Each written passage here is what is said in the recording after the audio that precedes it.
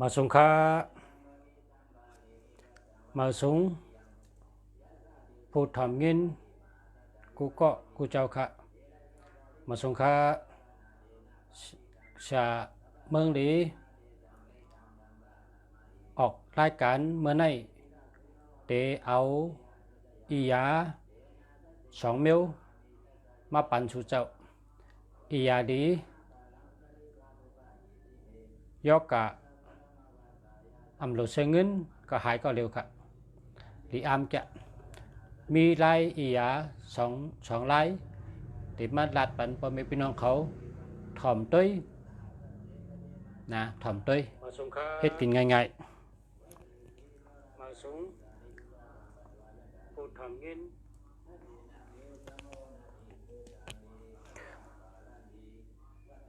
เพราะว่า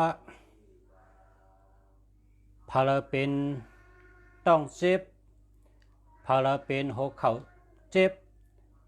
พาราเป็นขาแข็งพาราเป็นหัวเข่าก๊อกแก๊กก๊อกแก๊กก๊อกแก๊กเนี่ยนะเป็นต้องเจ็บ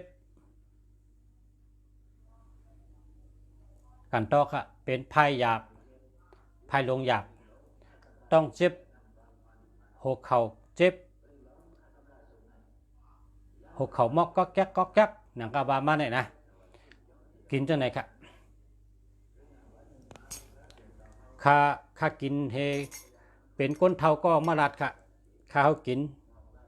ข้ากินมาถึงอ่ะเมื่อในข้าเดมาหลู่สู่เจ้าล็อกไลมันง่ายก็นะใน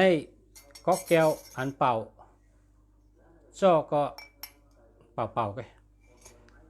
ในน้ำพึ่งเจ็ดค่ะเนี่ยข้าเอามาที่เมืองไต้นะน้ำพึ่งเนี่ยเมื่อมาที่เมืองไต้ลูกลังข้าอยู่ที่เมืองไต้ค่ะเอาที่เมืองไต้มาน้ำพึ่งในน้ำพึ่งเจ็ดนะข้ากินกูวันนะกินมาถึงหลายปีเมืองเป็นยาดีแหละข้าเต็มมาปั่นชูเจ้าน้ำพึ่งและน้ำพึ่งใน1 จอกไงน้ำพึ่งในจ่อไงปอนะน้ำพึ่ง1 จอกไง1 วันในกิน1 จอกไงกินแล้วก็นอนเพราะว่าปอนอนรับนะปอนอนรับปอนอนนันรับปอนอนรับปอนอนนันรับปนไหนแหละกินน้ำพึ่งในจ่องตั้งกล้วย2 ลูกอะโลรับลีนา1 ขึ้นในเฮ็ด1 ตื่นก็พอวางโหปึกในก็รับปึกพอเมืองแรงก็ตื่นพอตื่นมากก็สดชื่นดีน่ะชื่อเจอสว่างเจอดีน่ะพอตื่นมากก็จอนะพอตื่นมากก็จอนะจอเจอชื่อเจอดีน่ะพอตื่นมาเพราะว่ากลางคืนในนอนรับดีน่ะนะพอผ่าเลยนอนรับผ่าเลยนอนนั่นรับเพราะไหนก็น้ำพึ่ง1 จอกกล้วย2 ลูก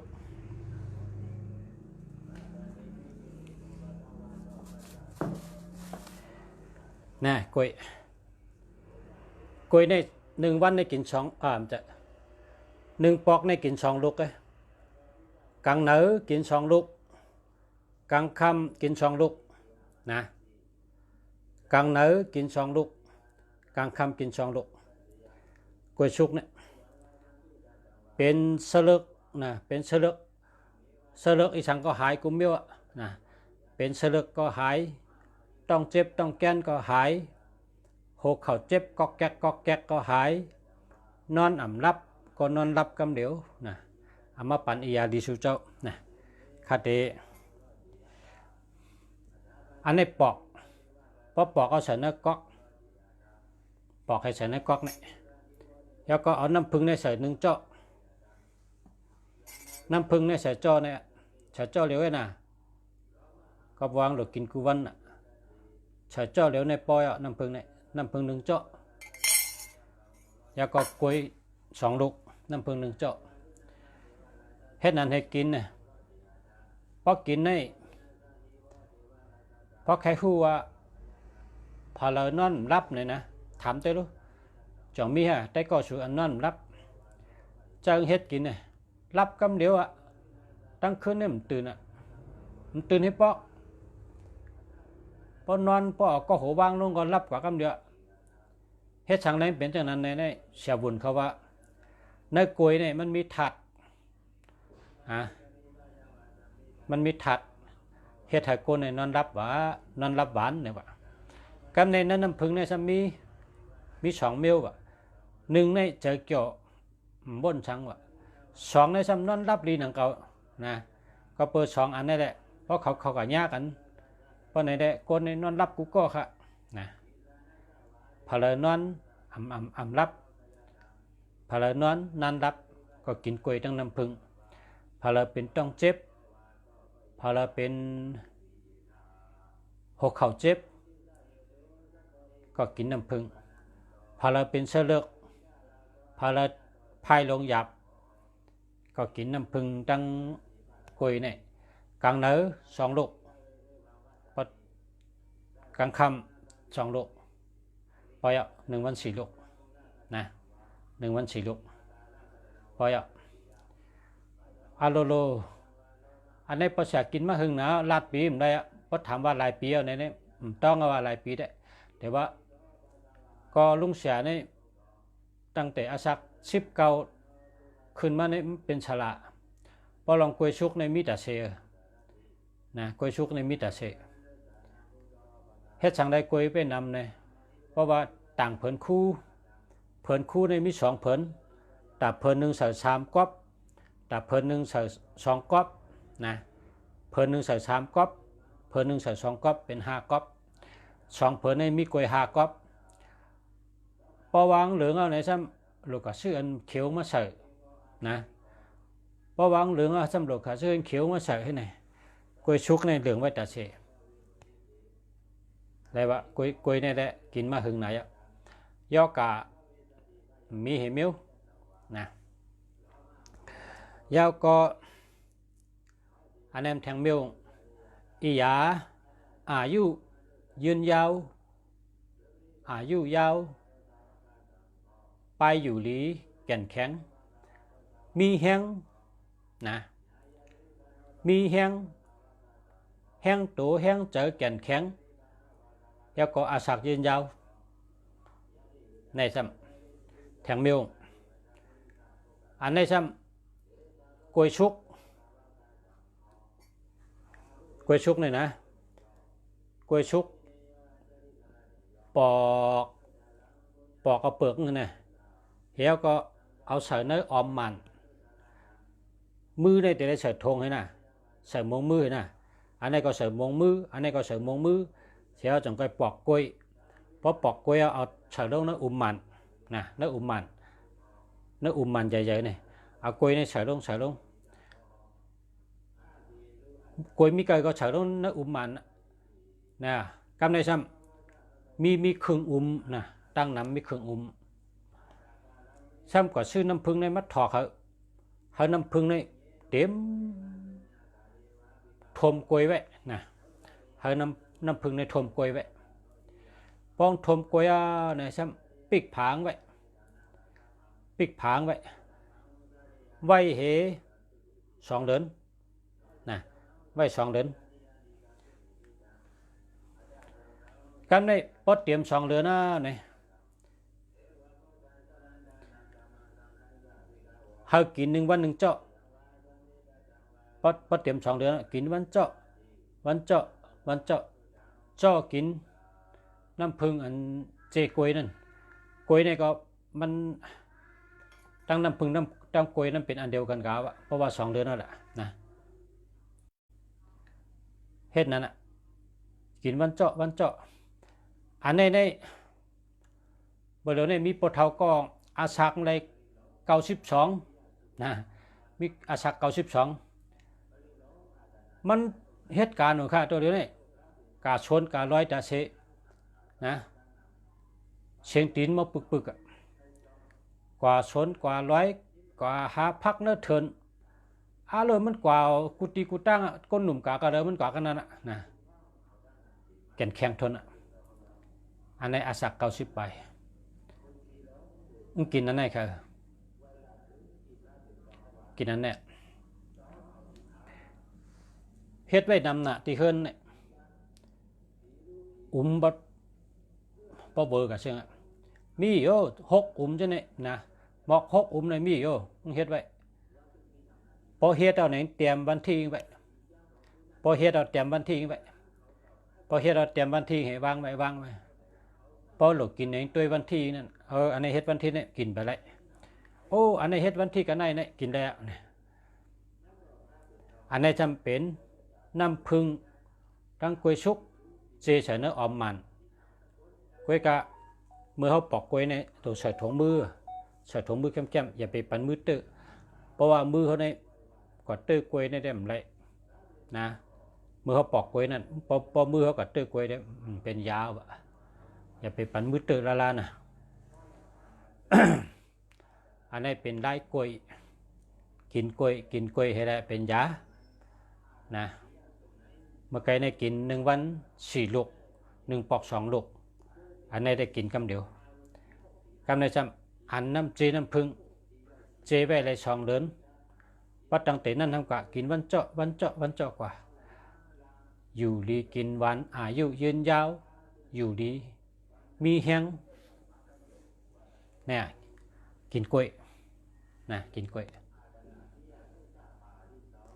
กำในจำ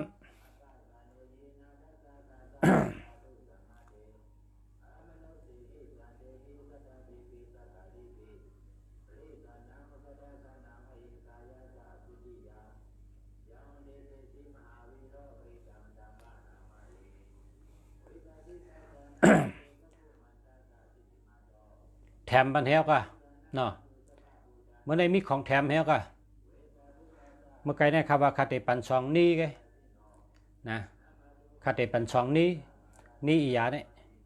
คาเตปัน2นี้แต่ว่าคาจำบนว่าคาเตแถมบันแทงนะเพราะว่าคาบนว่า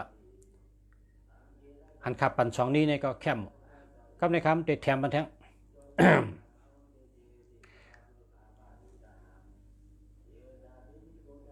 พอเขากินข้าวเย้า1 วัน 1 ปอกเขาเอามิ้นเนี่ย1 เจาะมิ้นอันเขาใส่พักเนี่ยนะมิ้นใน1 เจาะแล้วก็หมักพริกปลอมเนี่ยครึ่ง เจาะนะมี2 นิ้วเนาะมิ้น1 เจาะหมักพริกปลอมครึ่ง เจาะพอกินข้าวเย้าคอกแล้วก็กินอันนี้เฮกังเลยโยกะให้อันเป็นว่ากินชาวะนะเฮกังเลยพอไม่พี่น้องเขาทอมเฮก็ต้องไว้ลีแล้วก็กินกันนะอันนี้กัดทนนะกัดเตะๆกันเดียวมังก็เนี่ยเอากับป้องกินนะมังก็เอากับป้องเฮาขายกินก็มีเนี่ยอันภาษาลัดเนี่ยกันไหนแกยาเนี่ยอยากแต่ว่าพระหูจังเมียวนะกัดทนเนาะเนี่ยนะยกกานั้นให้นะเพราะปนดิโกนะใครกับพวกเขากินมินเนี่ยมันเป็นนะเพราะเป็นก็หายนะพอกินข้าวเยอะกินข้าวคำก็ได้กินข้าวเลยก็ได้นะพอเขาว่ากลางเดิมตั้นก็กินข้าวคำก็ได้พอกินข้าวยาเนี่ยมินในจอหนึ่งมาพิษปลอมในครึ่งจอคอกล้อกันให้กินเป็นยาดีแต่ไปอยู่ดีสุเจ้ายกกาให้นั่นจุ่มเป็นยกกากินชาอันวันนั้นจุ่มเป็นนะเฮกังเลยอันนี้ก็เป็นยาดีนะแล้วก็แทงเมียวหนึ่งนะได้ของแถมมาเมื่อของแถมน้ำงาหลำค่ะเนาะงาหลำคนไต้บนห้องงามมนงาหลำงามมนเนี่ยล่างเข้มเลือกเข้มแล้วโคชุกพอโคชุกก็มาตำใส่ในออมไปพอเขากินข้าวเนี่ยเขาจ่อเฮจ่อมันนุกใส่ในข้าวใหม่ๆเฮก็กินนะ อันนี้ก็ย่อกะอันเป็นขึ้นมาเนื้อเลือดเป็นขึ้นมาเนื้อหลุบเนื้อเอ็นเป็นขึ้นมาเนื้อตัวเนื้อคิงเนี่ยอาโลเป้ไรนำหนาเมื่อเดี๋ยวในเปิ้นตึกเฮ็ดขายกินเมืองในคนเมืองในเพราะว่าเป็นอียาดีเนี่ยเขาก็เฮ็ดขายนั่นน่ะเนาะแต่เฮาเมืองใต้เนี่ยห้อมหรือก็ชื่อก็เลยเฮาผูกข้างกล้วยเฮางามนอ่ะงาลำเนี่ยผูกข้างกล้วยแบบนี้งามนมันมีงาเนี่ยมี3 เมียวงาหล่องาหลำงาจับปันงาจับปันเนี่ยมันเป็นน้ำมันไงนะเคยกะงาหลำเนี่ยเป็นตำให้ใส่ข้าวปุกนั่นน่ะงาหลำเนี่ยนะตำใส่ข้าวปุกพองาหล่องาขาวเนี่ยซ้ำโคเหี่ยวเฮ็ดตั้งกินย่อยๆย่ำๆมันหอมดีน่ะเจอหลายๆตีในงาเนี่ยมีอยู่3 เมียวอันลูกสาลัดเนี่ยเป็นงาหลำนะงาหลำเนี่ยเป็นอียาเก็บมาเลือกเข้มๆล้างเข้มๆตากแห้งว่าโคชุกๆก็ตำพองๆใส่เนื้อหอมไว้พอกินข้าวในโจมาใส่เนื้อข้าวห้อยคนด้วยกินเป็นยาดีแค่นั้นนะงาหลำเป็นยาดีนะครับ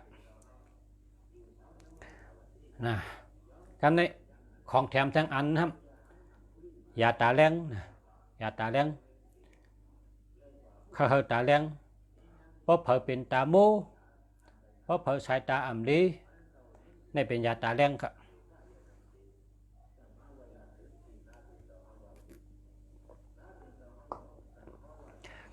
อียาตาแรงง่ายว่าง่ายน่ะเฮ็ดจะเหือเนี่ยพักมีหอเนี่ยเหมาะให้3 กิบนะ3 กิบพักมีหอได้3 กิบปอกแคมๆแล้วก็เอาผ้าในตุ๊บปั๊บตุ๊บพักมีหอเนี่ยเอาใส่เนื้อก๊อกเที่ยวเอาน้ำไม่ถอกแล้วก็ปิกผางไว้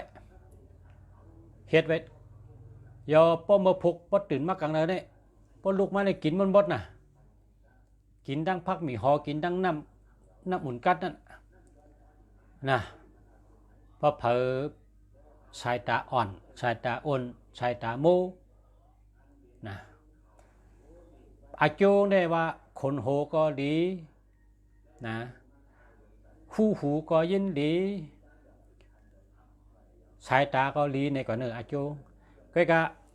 ลุงเสียปันแต่ก็ลุงเสียคนเท่าเนี่ยคนเท่าจะได้กินด้วยได้เขากินมา6-7 เดือนนะเขาว่าต่างเมียวเดิมหูเนี่ยว่าอันสายตาได้ลีเตอร์เมื่อกูปอกในปอกขัดด้วยดิคาเสมันตาเนี่ยตัวเดียวในคำเสมันตาเขาหันเนาะสายตาได้ลีเตอร์ว่าไหนกันอันได้ตัวทบกันนะอันเขากินมามันก็ได้ตั้งแต่ลุงเสียหลัดปัดป่นให้เขากินมา7 เดือนในเขาก็กินมาให้เขาขึ้นอุบกันขึ้นดัดต่อกันเขาว่าต่างเมียวเดิมหูเว้ยสาระแต่ว่าสายตาลีได้ใจเตอร์เมื่อเดี๋ยวในอ่านดิกตัวดิกเนี่ยหมันเนี่ยมันใช้ก็แล้วนะหันเอาวะขึ้นเป็นนั้นอันในตาแรงนะมันแรงกำเร็วก็มันต้องกินหึงกินมาเขาตั้งจึงเขาจะในกินมา7 เดือนนั่นน่ะเนาะนะกินให้แรงกำเร็วเต็มใจมันเตะแรงขึ้นอิดนั่นกะก่อยๆแต่ดีขึ้นพอกินข้าวยาว6 เดือน 7 เดือนแต่หันก็นะอันในว่าพอใครกินก็มันเป็นอียาดีนะเป็นอียาดีแล้วก็หากินง่ายแล้วก็มีจับเพลินนะมีจับเพลิน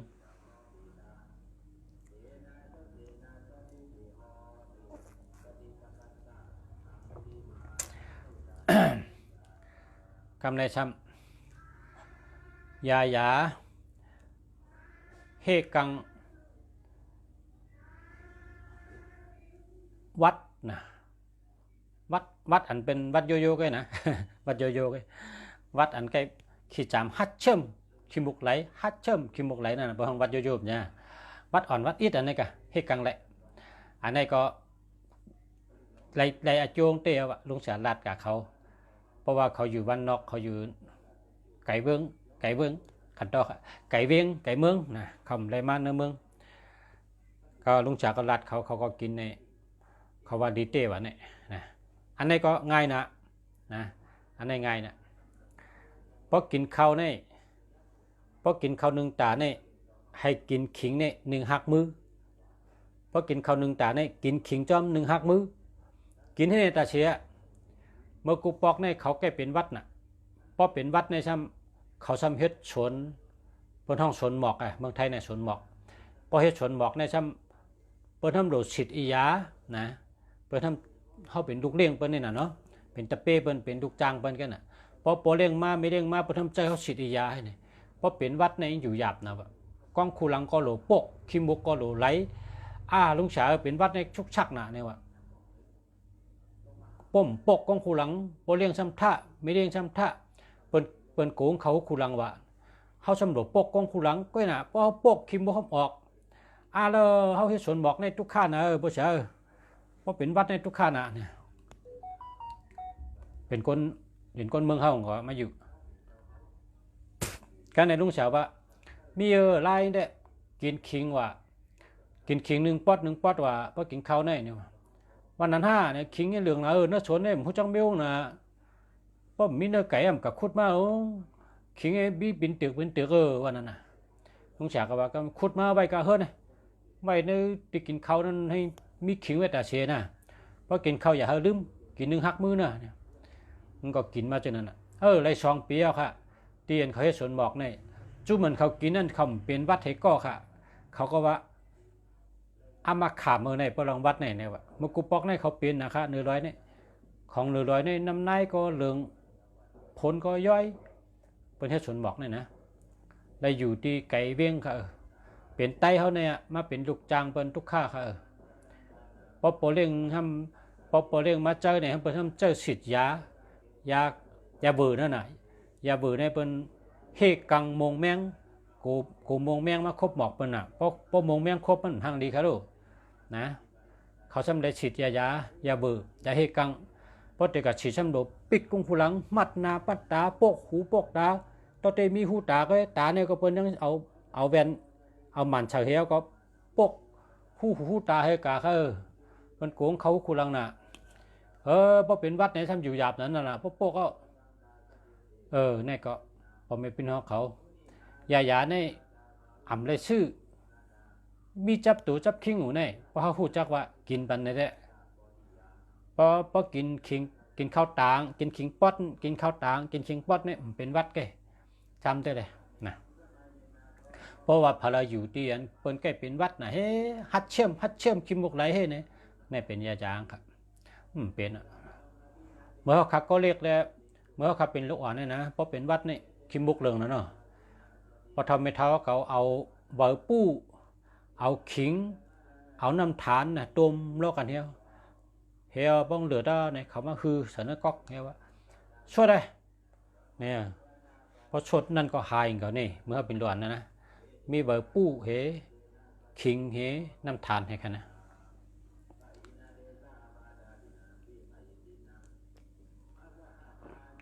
กินน้ำหนึ่งขม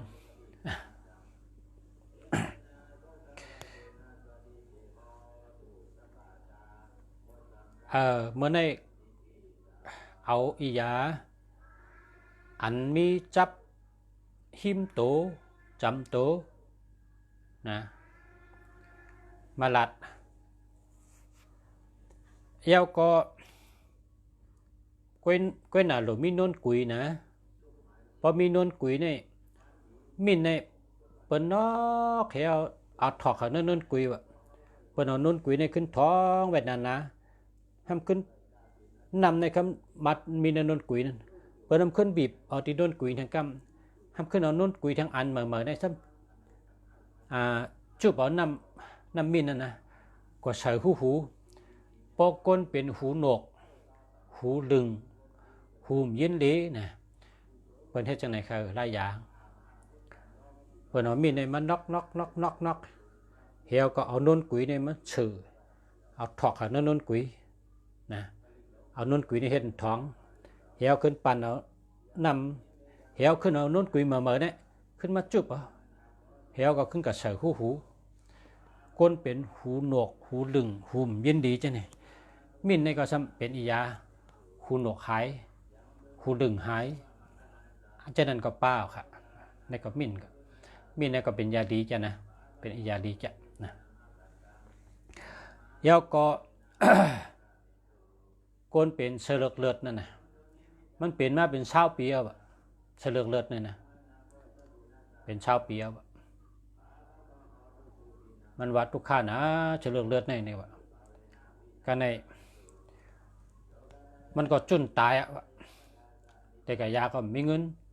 เพราะกะห้องยาในเป็นย้อนบางทีก็ย้อน40,000บางทีก็ย้อนนำนะแต่กะเงินก็เลยยานี่วะจุนตายวะกันใน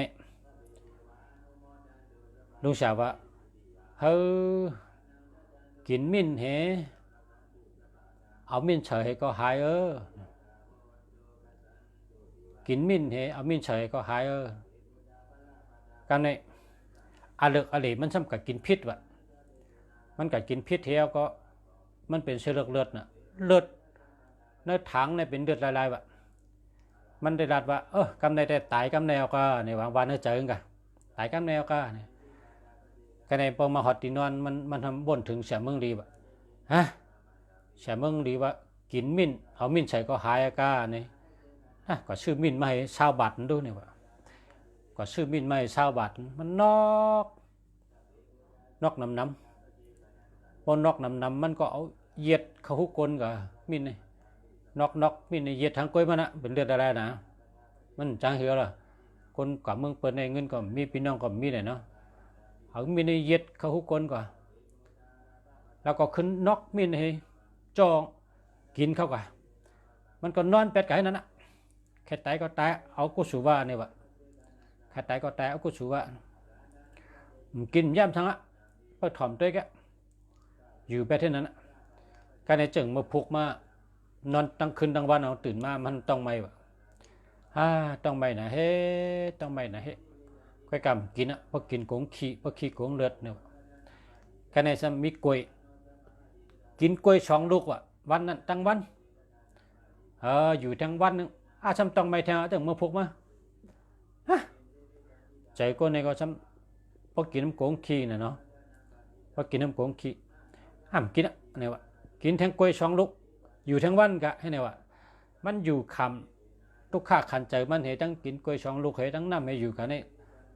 ไรเป็นหลายวันวะมันวะนะหลายวันวะฉันก็หัดกินมันทุกข้าขันใจหนาวกะอยู่เป็ดกะให้เนี่ยตอนเด็กกินกล้วย2 ลูกเนี่ยวันน่ะพออยู่ก็ในก้นในสภาวะทัดสีป้าน่ะเนาะทัดน้ำทัดดินทัดลมทัดไผ่น่ะกินก็พวกหึงว่าก็หลุดไทยอยู่มันก็ทั้งวันในแค่ไทยนะวะกินกล้วยวัน2 ลูก2 ลูกมาหลายวันแล้วก็ในแค่ไทยเนี่ยฮัดเวียงวะไทยก็ไทยด้วยกันก็ในเพิงกับไทยน่าจะเลือดเนี่ยบอกเอาวะเลือดบอกใจมันก็ดีมากก็ในไทยปอกในเต็มหันเดือดเอาเฮ้กินมิ้นแทงนะมิ้นได้มันกินกูวันกินวันเจาะกินมิ้นแทงกินมิ้นแทงเฮ็ดนั้นให้อยู่มา7-8 วันเนี่ยมันก็มันเจอวะมันเลือดอากาศก็ไม่ได้หายอากาศนี่ก็เมื่อตั้งในกินกล้วย2 ลูกเลยเนาะก็ในกินกลางใน2 ลูกกลางค่ำ2 ลูกกินวัน4 ลูกนะแค่นั้นกินมิ้นอยู่มันก็กินมิ้นมาติ๊กแค่นั้นอยู่มา8 วัน9 วัน10 วันก็เลือดมันว่าพอเมลเลือดก็มันเลือดว่ามันเลือดนะเลือดแค่ไหนมันจังก็กินอาหารเตียนตั้งกินอันเตียนมันพิษนั่นก็มันก็ต้มพักอันที่พักเขียวเนี่ยต้มสะเกือไม่ได้ให้กินกะตั้งข้าวเจ้าให้กินกะกินเองอีก1 วัดอยู่เปิดด้วยเฮ็ดนั้นให้อยู่มาเดือน2 เดือนแล้วก็มันก็เป็นให้ปอกนะหึงมา7-8 เดือนนะปีปลาย6 เดือนอยู่มาในมันเป็นให้ปอกเหี่ยวกองมาซ้ำในสมึงดีขึ้นคนเนี่ยมันเป็นไตทั้งเมืองเหนือบุญจะตีได้ทั้งเมืองเหนือบุญเมืองขอนบนโยไตในเมืองเหนือบุญนะมันมาซ้ำนี่เขามันยินเขาลาดให้เนี่ยยินเขาลาดให้กองมากูปอกได้หูจักกันแกก็ถ่อมลุงเสียลาดให้กองกับเฮ็ดจอมนะ เลยว่าช็อตมันกองหายอันนั้นตั้งเตงเห็นนั้นเห็นมันก็เลือดแทงปอกนะเลือดแทงปอกเนี่ยมินเนี่ยก็เป็นอียาดีนะชูเจ้าผู้ทำยินตั้งหลายปลายินเนี่ยก็มัดหมายต้องไว้ใครในลูกในร้านว่าลุงเสียเมืองดีว่ามินก็เป็นยาดีหรือมีเวชเพิ่นจับเย่นะมินว่าหมอกพิษปอมว่าพักมีหอว่าน้ำพึ่งว่ากล้วยชุกว่ารายการมาเนี่ยเนาะชูเจ้าก็ทอมก็อย่าไปทอมเป็ดลายกะเตรียมไว้หมายไว้กะนะ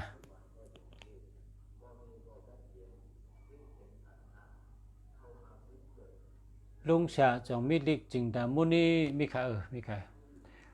ลิกจิงตามุนีเนี่ยมีแต่เสียฮอตีฮอตีเฮิรนก็เฮิรนเมียดฮอตีจ้องก็จ้องเมียดฮอตีต้นไม้ก็ต้นไม้เมียดวะจิงตามุนีเนี่ยฮอตีอะไรก็ตีนันเมียดเป็นเด็กหลีตลาดเจ้าอันดีเตบะบะนะตลาดเจ้าจิงตามุนีเนี่ยฮอตีเฮิรนก็เฮิรนเมียดฮอตีจ้องก็จ้องเมียดฮอตีต้นไม้ก็ต้นไม้เมียดเนี่ยเพราะว่าฮอนี่ก็เป็นพิมพ์นี่ก็เงื่องเปเวกาวนะพีดีพีเมียดก็มัดถ่อมมาเย็นนั่นกะจะวางเมียดพอฮอก็อยู่ดีกินหวานพอคนขึ้นเฮิรนเหมอขึ้นหอเหมอเฮิรนเหมอเช่นในเป็นฮอจิงตามุนียินจมนำข้าปชะไลตั้งหูค่ะยินจมค่ะโลอุบในการนำพอเฮาหูก็เดียวในมันเพะทั้งโลหูก้นหูโลมีน้ำพอเฮาหูหนึ่งก็หูหนึ่งอันหนึ่งก็หันหนึ่งลองหนึ่งก็หูหนึ่งตั้งกรรมมาในเป็นว่ากองตะลงปิญญาตะคุเนี่ยมันมีทางเผงมันกรรมไตเฮาว่าเฮือเนี่ย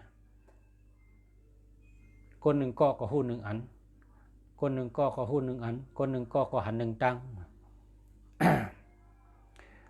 ปีหูสองน้องหูหนึ่งเนี่ยกรรมเป็นว่าแต่เขาก็มีหรือกรรมกับถูกกรรมมาในเป็นว่ากองตะลงปิญญาตะคุนะปกคนเขาในมันมีปิญญามีทางเผงมันเนี่ยมันเขาซ้อนกันหนึ่งปรับกะคือขาว่าการหนึ่งปรับใน200ค่ะปรับ200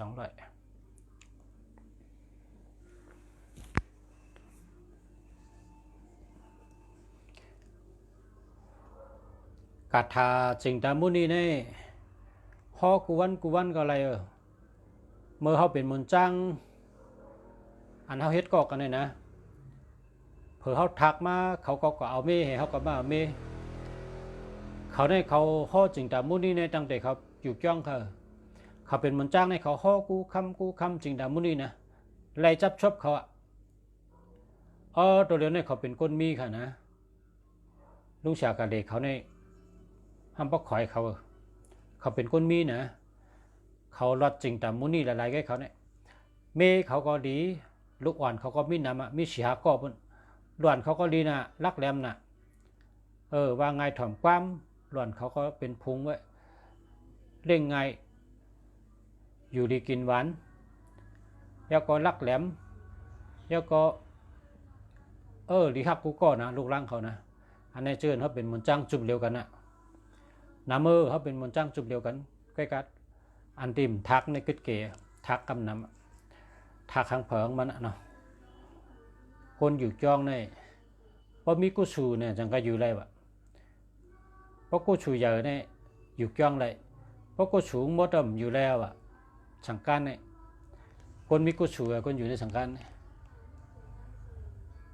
0654948 246อันนี้แค่แค่นั้นเดียวจังว่าพอเขาหันมันเจ้ามันจ้างเจ้าสั่งหางจ้าก็เยอะหางดีก็เยอะเขาอย่าไปวนทางยกมือไว้ทีเดียวพอมีหมักไม่ก็รู้พอมีตั้งกินก็รู้นะ ลิกพัดดูแสงมีค่าพัดดูแสงเนี่ยหึงน้ำเอามาค่ะกูปอกได้คายพักดูแสงลูกชายจำได้ฮอดด้วยพัดดูแสงในว่าหึมในอันสั่งซีกินโคมาคาตองกินค่ำอันวางแต่ลูกชายฮอยาวหมดอ่ะแล้วมันใครว่าหังเตะๆเนี่ยฮอบ่ยาวหมดอ่ะนะจึงคือว่าสั่งซีกินโคมาคาตองกินค่ำนั่นน่ะใครคู่นาวะพอหันก็ฮอดด้วยกำเดียวนั่นแหละอันเด็กพัดดูเสียงเนี่ยมันได้ฮอดด้วย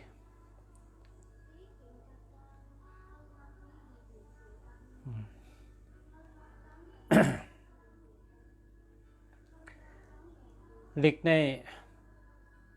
ลีกูเมียวเขาหลูไล่หลูไว้นะเพราะอาจูงในเพราะไล่หลูในมีหาปากจัดเพราะเขาเกิดจัดได้มาเขาเป็นก้นมีปิญญาอัทธรศา18เปิงหมอลัดหมอจ๋าหมอแต้มหมอไม้หมอขึงหมอปองหมอเฮ็ดหมอช่างนะตั้งรักแหลมนั่นน่ะเปิ้นห้องว่าปิญญาอัทธรศา18เปิงว่าพอเขาได้หลูดิกนี่นะเขาใครหลูดิกกันก็เขาหลูไว้ล้อก้าเพวดในกองแต่ละเพวดสุดตองเป้นะอาลูปิจงธรรมจักรยาในเป็นตะลาอูสุขศีลาคานในสัญญาณภายจิงดามุนีในเป็นกัทาลีนะ0951872326อันนี้ฮามานะดีค่ะฮามาละ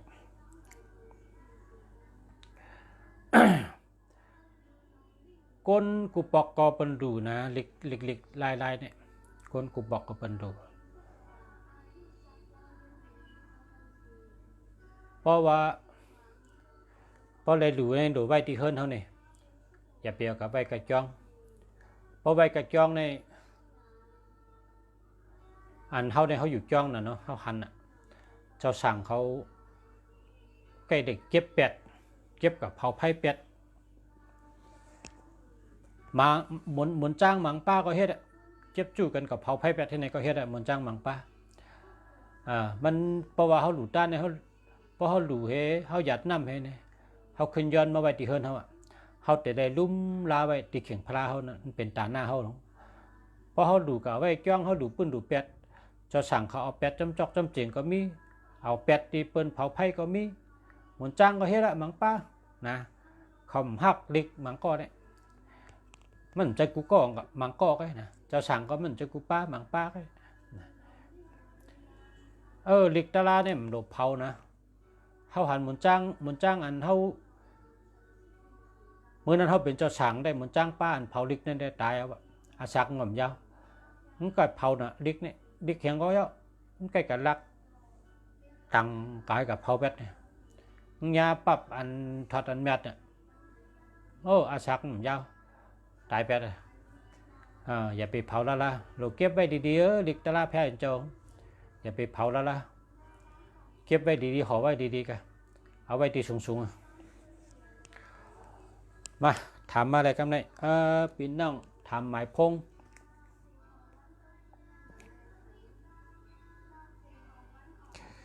099-247กันต่อครับ24274653หามาครับ094-809-1154หามาครับ099-367-8619หามาครับ082-38-53061หามาครับ065-754-1329หามาครับหามาครับลูกวันเสาร์อาศัก32หลูไล่หลูลิกเป็นอากาศ3กองนะก้นวันเสาร์ในหลูไล่หลูลิกเป็นอากาศ3กอง0944978898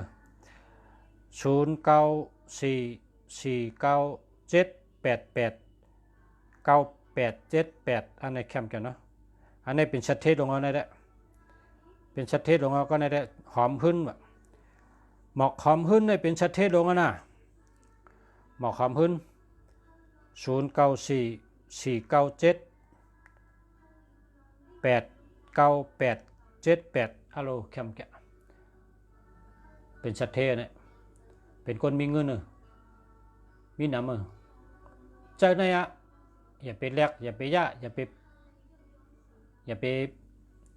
แปดอย่าไปปันเผาเจ้าก็ติดๆไงแต่หันจูงไงแต่หันพอดีไงมาสูงกลางคำข้าประชาทอมประชาลัดออกรายการไล่ตั้งหู้นำกูวันกูสู่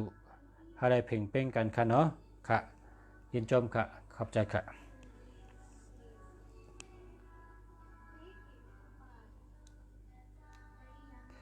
เมืองอันเป็นขึ้นใหญ่ในเป็นเฮ็ดจังลุงฉาเฮ็ดเนี่ย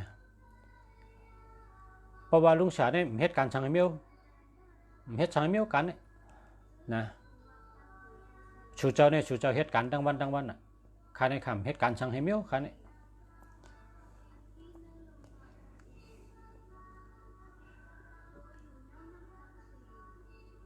0816955822อันนี้หามาครับ0627943593หามาครับสังเกตเจสเทจอโจโลมีเจ้าสังเกตเจเนี่ยเจ้าสังเกตเจสเทจอโจเนี่ย1สูถามมันเนเบอร์โทรประชาเลยนะพอรัดกันในกะดีไอเปิ้นละกาขันกะฮือในเนาะกาขันกะฮือรัดกันในกะดีไอเปิ้น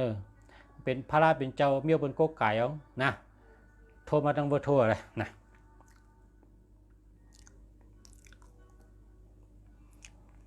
เจ้าสังเกตเจก็มีเจ้าศิวลีก็มีเจ้าอุปกุกก็มีปุกทะจีนาราชก็มีเจ้าเปิดเงินเจ้าเปิดคำก็มีนะ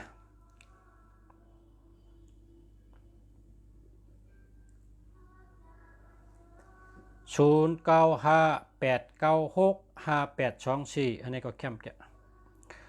0633426964อันนี้ก็แคมป์แก0984848743อันนี้ก็เจอแล้ว0949967718อันนี้หามาครับ0942341546อันนี้ก็เจอแล้วครับ0924286746อันนี้หามาครับ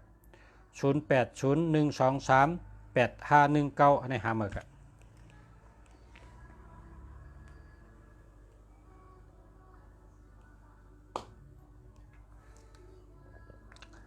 0992968842อันนั้นดีเด็ดๆครับ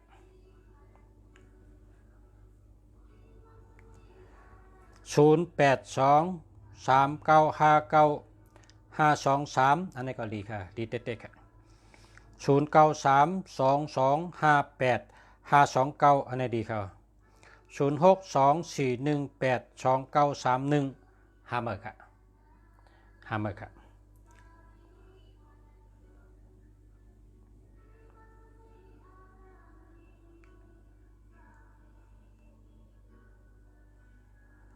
0926459436จะแล้วค่ะ0628726437ทำเลยค่ะปอชะลูกวันติดนะปอชะลูกวันติดวันติดโทรมาถามตั้งเบอร์กันนะว่าใครตัวไปต่างก็โทรถามตั้งเบอร์นะ094229887789อันนี้ก็แค่มา0925749536ย้อนอาโกปอชาเฮาโดยปันพองค่ะอันนี้จองดีค่ะลีค่ะลีค่ะลีเอาค่ะเจออะไรเอาค่ะ094544195159อันนี้แคมแกเนี่ยแคมแก0994823528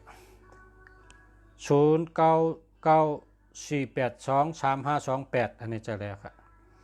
0947121681อันนี้หามาครับ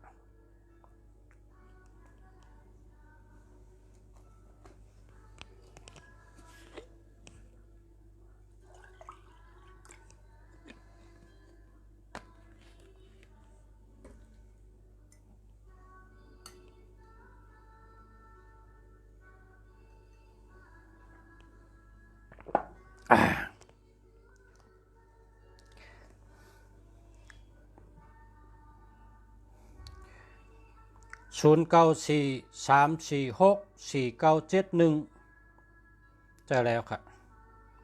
อันดีมันเฮาอยู่ตั้งเลยค่ะล่ะอันดีฮะอันดีก็ให้อยู่เตรียมนั่นกะนะให้อยู่เตรียมนั่นให้ดีกูโตก็ชูเจ้าก็ป้องดีก็โดนดีกูโตปอ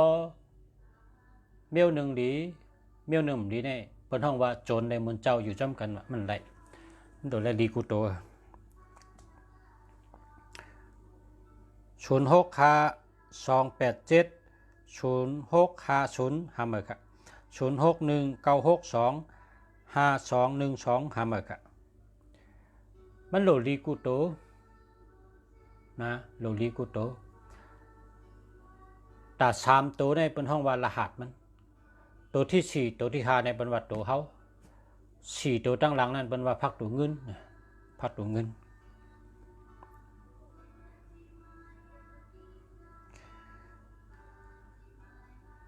0629399887อันนี้ก็แค่มา0634899321อันนี้หาเมอค่ะ0864530258หาเมอค่ะ0642354688จะแล้วค่ะ092535961149จะแล้วค่ะย้อนลัดนี้ไล่ละเอียดมันพองค่ะ0823959523 082เนี่ยเป็นรหัสมันค่ะ3959523เบอร์ในมันมีเงินไงก็มีเมตตามีอจุนแล้วก็เป็นคนใจดีแล้วก็เป็นคนพงผังนะ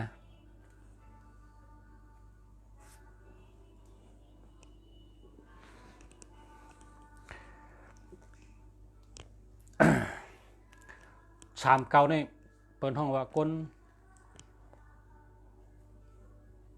กำไตในวัด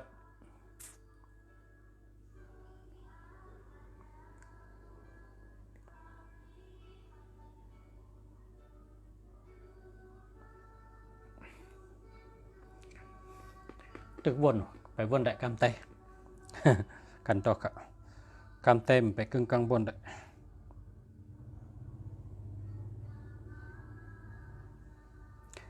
แต่ว่าพอหุบเหลาดมั่งหมดก็เวอร์ในเป็นเวอร์มีเมตตาอจุนเป็นคนใจดีนะแล้วก็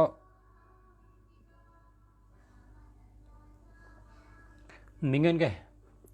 เวอร์ชันไหนมีเงินแล้วก็ใจอะไรครับก็ได้เป็นคนใจดี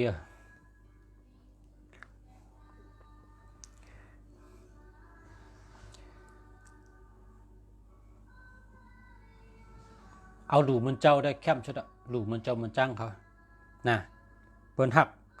มันเจ้ามันจ้างในพ่อเจ้าจังไหนได้เปิ้นหักทนนะ0888895322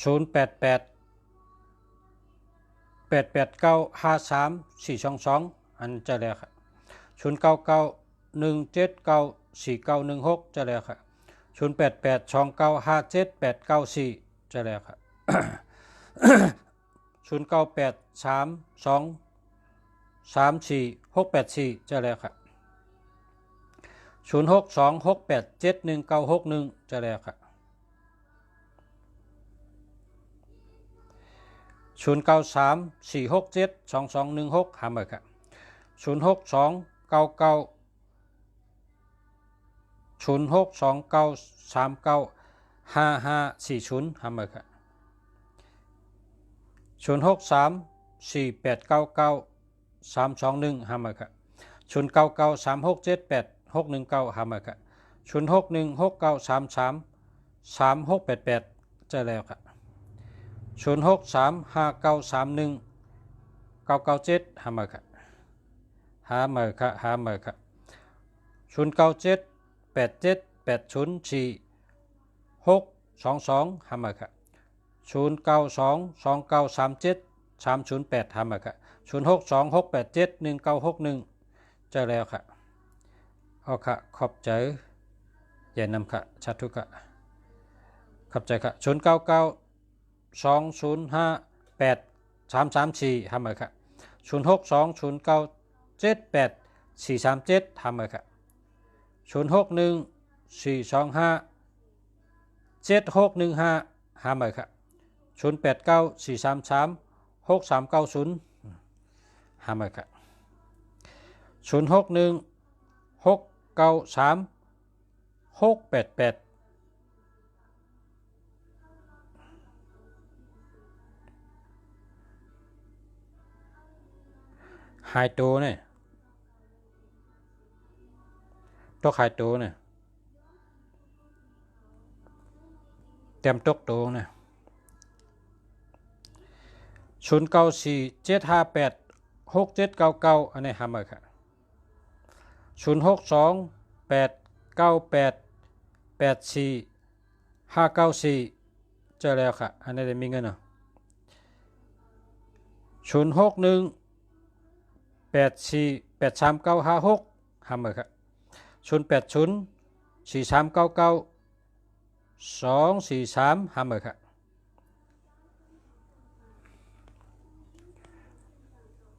0816603368หาเมอค่ะ0944101636หาเมอค่ะ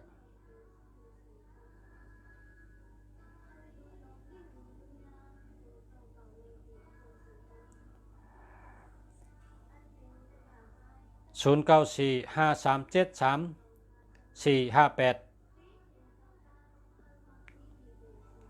หาเมอค่ะ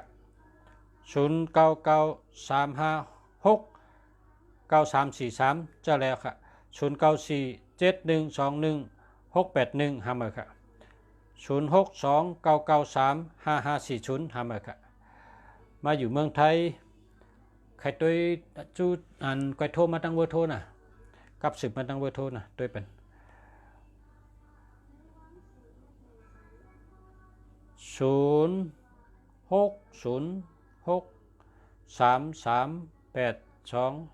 0606338268นะ0993678619หาเมอค่ะ0942315677หาเมอค่ะ0980216320หาเมอค่ะ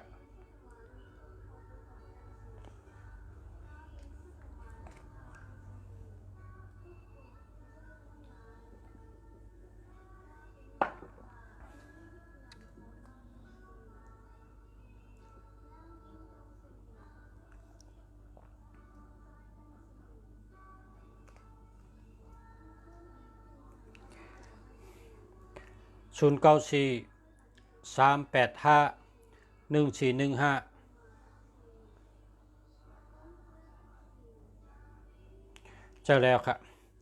0927574987เจอแล้วค่ะ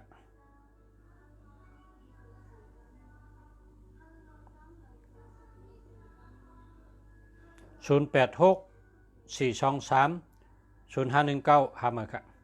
0945460949หาเมอค่ะ0992940301หาเมอค่ะ0968496492เจอแล้วค่ะ0619251898หาเมอค่ะ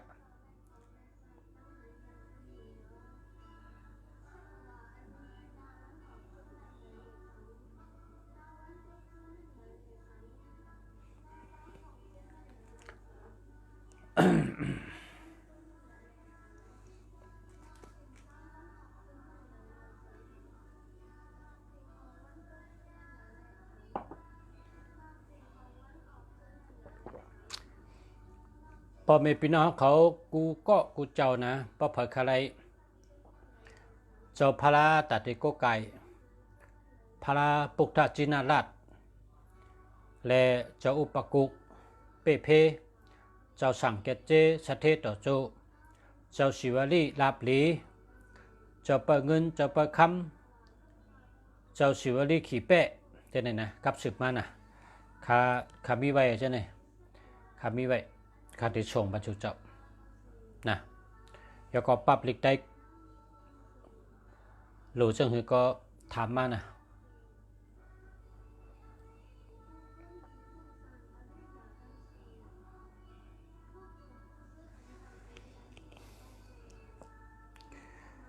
อันนี้จังมีเงินเนาะอันนี้มีเงินอันนี้มีเงินนำไหน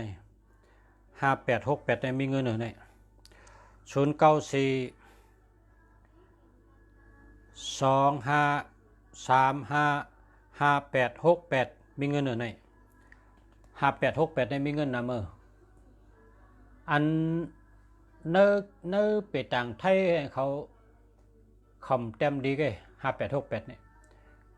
เขาว่าเงินโหจะ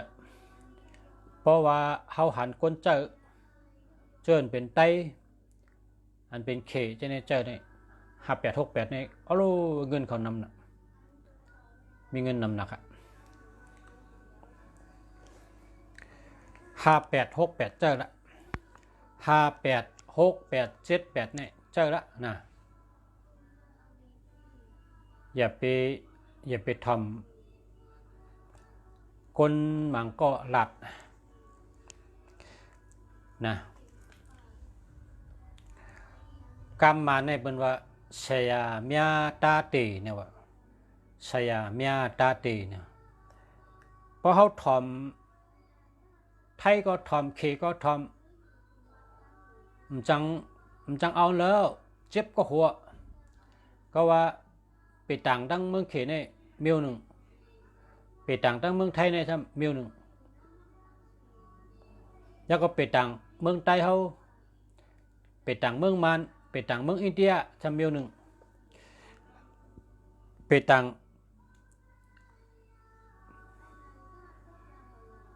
อันลูกตั้งเมืองเขามาเนี่ย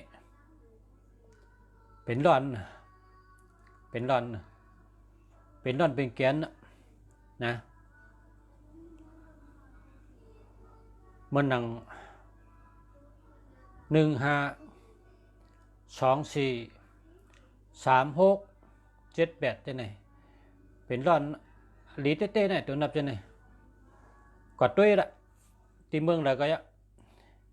เขาติดเต็มว่าตัวนับหลีเนี่ยตัวนับในเมืองเขาเนี่ยนะอันใต้เขานับถือมาแต่เมื่อมื่นชั้นก่อนว่าวันถอกกันวันนำพักวันกำวันถอกนั่นนะพอเขามาเลเพนด้วยในกัมพาเนี่ยอันเท่าในเจอในเป็นร่อนแกนเตะเป็นอันดีเตะกำนำกวนหมางกอกอะใกล้ได้ทำว่าวันในตั้งวันในจ่องแมนกันนะเขาถามจะไหนวันในตั้งวันในจ่องถูกกันแล้วก็เขาเกิดวันในวันเลยเป็นวันทอกขะนะเขาแกมาถามจะไหนอันนี้เป็นร่อนแกนกันเดียวเมื่อกี้ท่านได้ยินเมื่อกี้ท่านได้ยินลีข้า5868เนี่ยดีเต้ๆค่ะ09425355868ดีเต้ๆนะมีเงินนำ58ก็มีเงินนำ68ก็มีเงินนำ78ก็มีเงินนำ98ก็มีเงินนำนะ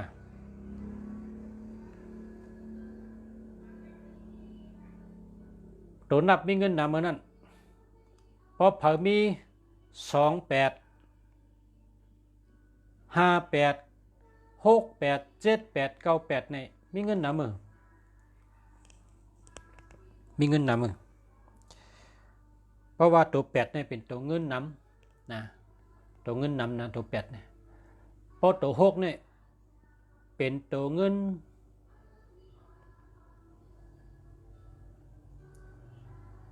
อันเฮาได้ยิบได้นับเนี่ยตัว6เนี่ยและอ่านได้นับนะเพราะเป็นตัว8เนี่ยซ้ำเป็นเงินอันแหนบใหญ่ๆมันตาหนึ่งนับเพิ่นเอาใส่จักรปั๊บแบบนั้นก็เพิ่นโอนในธนาคารมาสงค้าเพราะเป็นตัว8เนี่ยมีเงินนำเพราะก็ซื้อหมายพงเนี่ยเฮามีตัว8เฮ็ดโตนะเฮามีตัว8เฮ็ดโต8ทั้งก็จะให้เป็นตัว8อันละแคมละ28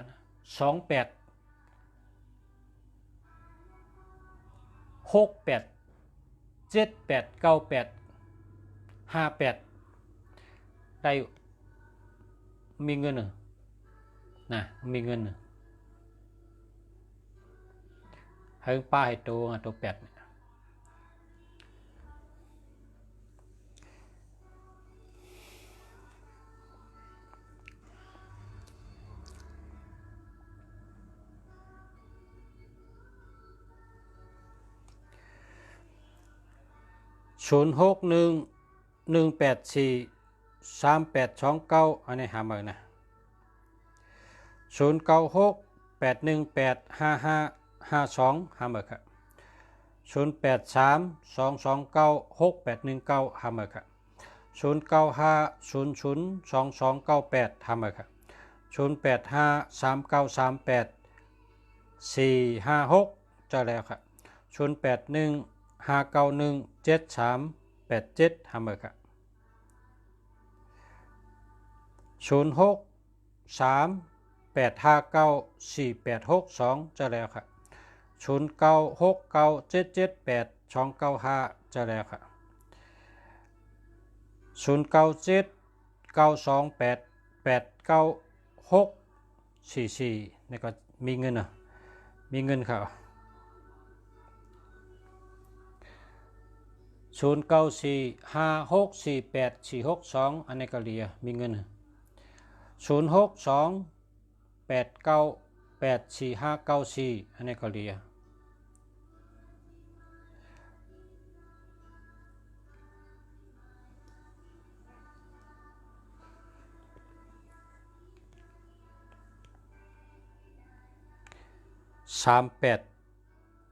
มีเงินค่ามี38ใน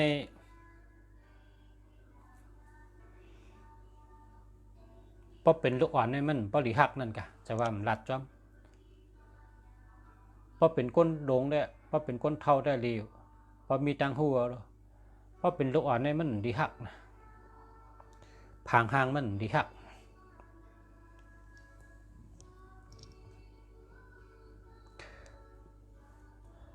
099664786668อันนี้เดียว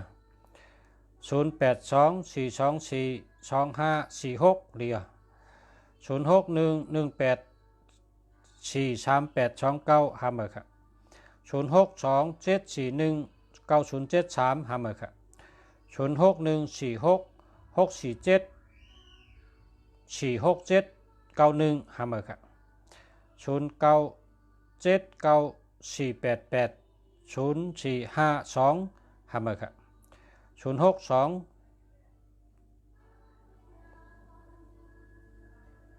กองแล้วละ9078437ทำมาครับ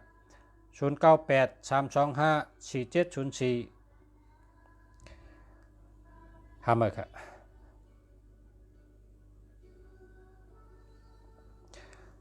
0628628829อันนี้นะมีเงินนำจะเนี่ยเจ้าไหนเนี่ย289ในมีเงินนำจะ0942868618 2หามาครับ 0994898698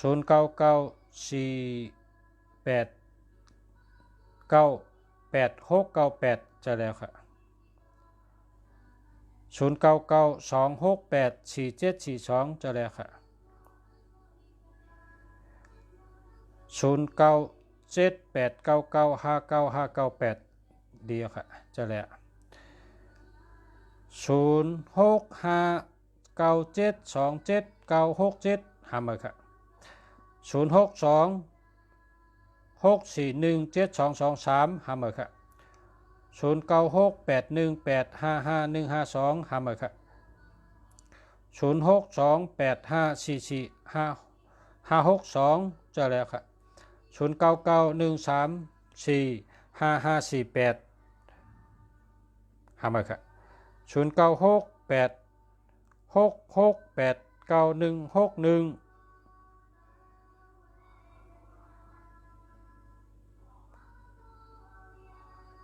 จะแล้วค่ะ0935901611หามาค่ะ0864530588หามาค่ะ062อันนี้ตัวค่ะ094286868182หามาค่ะ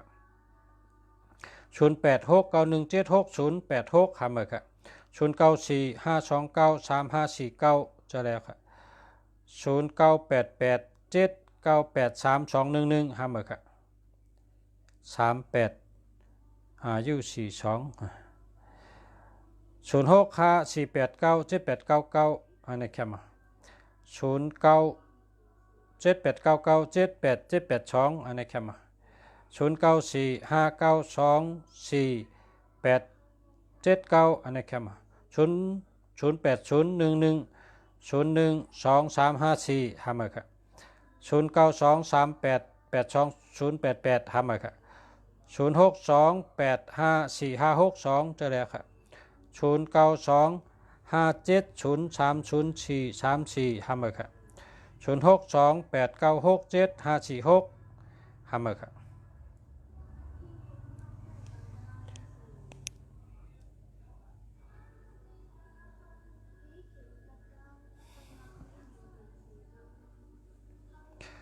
0979288964409662665289เจอเลยทั้งสองอันค่ะมีเงิน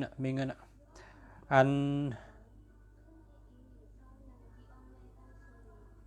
ัน289ในแคมเลยกว่า0966265289ในแคมเลยกว่าแคมตอนกว่า089595495352อันนี้เจอแล้วค่ะ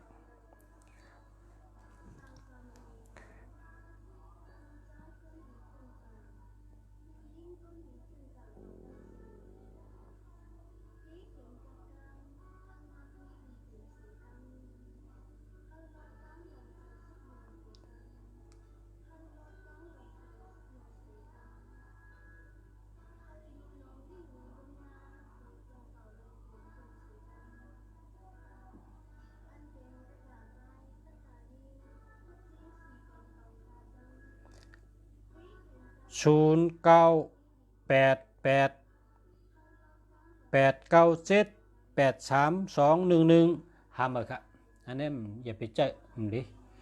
หามานะ0626634564จะแล้วค่ะ0881918457หามาค่ะ0842138588หามาค่ะ0822319602หามาค่ะ0949644726หามาค่ะ0625476499หามาค่ะ0629659529จะแล้วค่ะ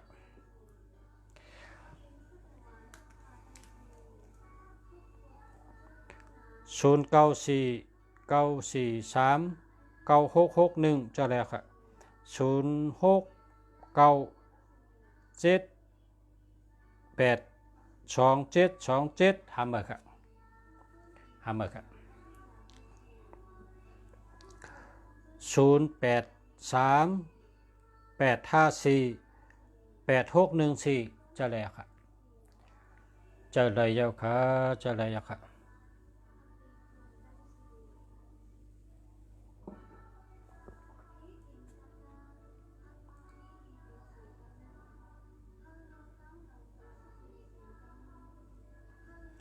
0942642245นี่ก็เรียกค่ะจะแล้วค่ะ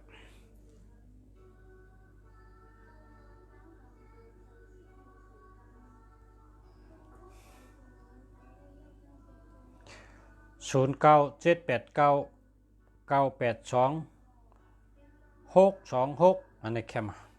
ก็ในมีเวอร์แคมหลายๆก็นี่นางสวยอู้เบอร์แคมนำแก0966867532อันนี้เจอแล้วครับ0955961286หามาครับ0991164223นะลีขายาวลีขายาวลีขายาว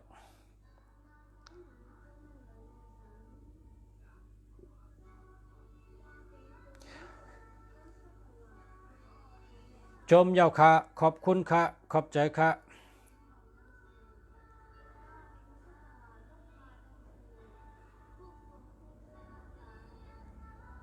0823374970หามาค่ะ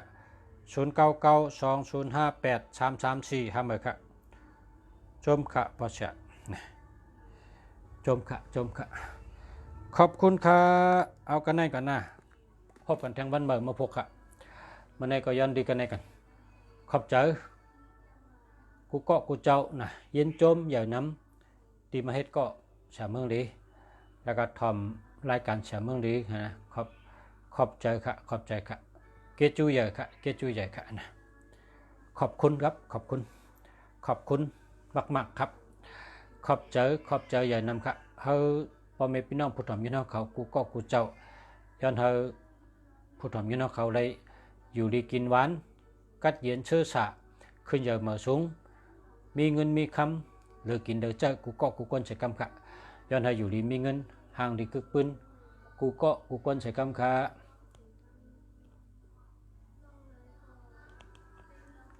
มาสูงค่ะขอบใจค่ะ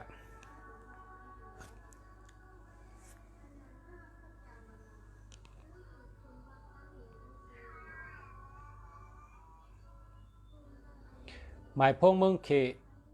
147088หมายพงเมืองเขมีคำหรือกินเดือดใจกูเกาะกูก้นใส่กำค่ะนะคันลูกเมืองเขถามมากกว่าตัวเองกัน147088210606เนี่ยหาเมื่อนะหาเมื่อเพราะว่าเพราะข้าเฮิงดีนี่ศูนย์เนี่ยหามีตัวเดียวกันนะศูนย์เนี่ยหามีตัวเดียวกันแล้วก็121318อย่าไปเอาละ273767อย่าไปเอาละนะก็ชื่อเหมอนะก็ชื่อเหมอเพราะกับชื่อเหมอนี่ศูนย์ให้มีตัวเดียวกันศูนย์เนี่ยให้มีตัวเดียวกันแล้วก็121318เอาอย่าไปเอาละ273767อย่าไปเอาละนะเนี่ยโลเวกันนั่นไงนะเวไรพอเวจะไหนก็ป่นอันเต็มดีนั่นนะจมค่ะขอบใจค่ะ ขอบคุณค่ะขอบใจค่ะ